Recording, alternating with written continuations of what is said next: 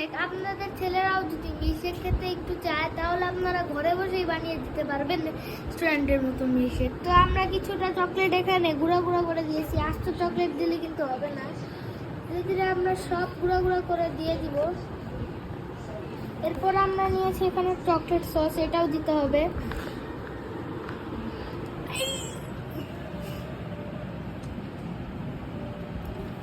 চিনি, গুঁড়া দুধ, কোকো পাউডার এবং হরলিক্স দরকার পড়বে। এই পানিটাই হলো মেন জিনিস। এখন আমরা চকলেট সসটা ব্লেন্ডারের ভিতরে ঢেলে দিব। যে যতটুকু চকলেট খেতে পছন্দ করেন সে ততটুকুই চকলেট সস দিবেন, আর না থাকলে দরকার নেই দেওয়ার। তারপর দিতে হবে 3 চামচ চিনি, বেশি বেশি দিবেন। আর যাদের একটু বেশি বড় চামচ হয়ে যায় তারা 1 চামচই দিবেন। আর দিও না মিষ্টি সামান্য একটু দিবেন। গুঁড়া দুধ সবই দেখাবো, সব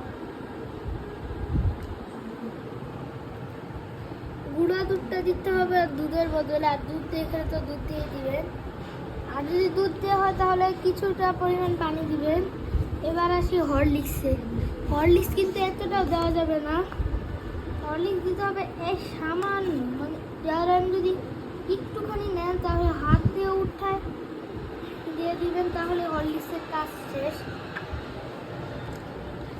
আর একটু দাও, এত কম কেন দিলা? না না, দিও না দিও না, থাক। তারপর হলো কোকো পাউডার। এটা যে যতটুকু তিতা খেতে পছন্দ করেন সে ততটুকুই দিবেন। আমি দিলাম একটু কম, আমার এতটাই তিতা খেতে ভালো লাগে। আর একটু পরে দেখা যাবে। আর সর্বশেষ হলো আমাদের পানি।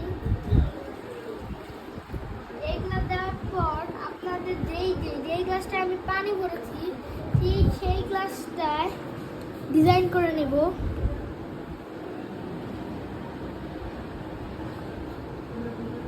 আর গাইস, আপনারা যারা আইস খেতে পছন্দ করেন তারা ব্লেন্ডারে আইস দিবেন না, শুধুমাত্র বানানো শেষ হয়ে গেলে আইস ঢালবেন, তাছাড়া ঢালবেন না। কেমন হয়েছে? আপনাদেরকে বলবো যে কেউ ব্লেন্ডারের ভিতরে এই যে আইস দিবেন না, সরাসরি ব্লেন্ড করা হয়ে গেলে এই আইসটা দিবেন, তাছাড়া আইস দিবেন না। আর গাইস, তোমরা এখানে দেখে মনে করো না যে আমি আইস দিয়েছি। এই পুরা গ্লাসে যতটুকু পানি ছিল তোমাদেরকে দেখালাম, ওইটুকুই পানি দিয়েছি। এবার ব্লেন্ডারটা শুরু করি।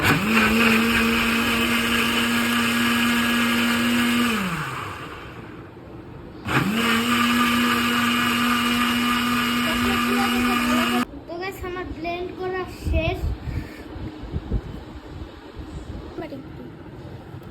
কাটো তো, একটু কাটো।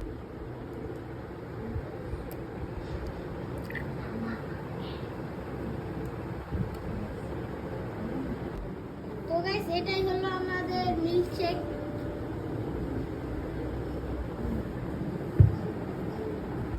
তো গাইস, আমরা এখানে আইস দিয়ে দিলাম। আর এখন খেতে দেখুন কেমন লাগে তো আপনাদের।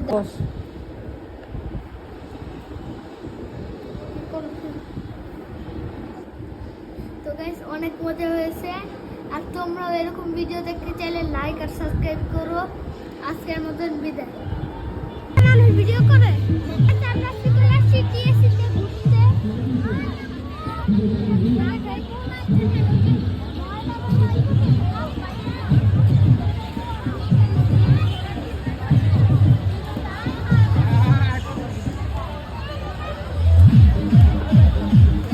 রায়ানে কোথা থেকে নিয়েছো? এটা আমার মামি দিয়েছে।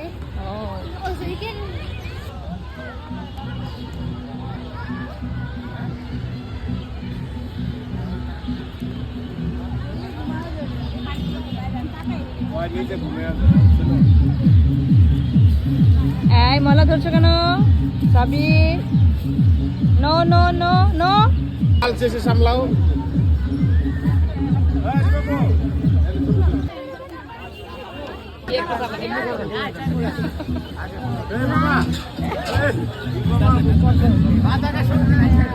বাবা এরপর আমি দাঁড়া এই যে সবারই দিব একবার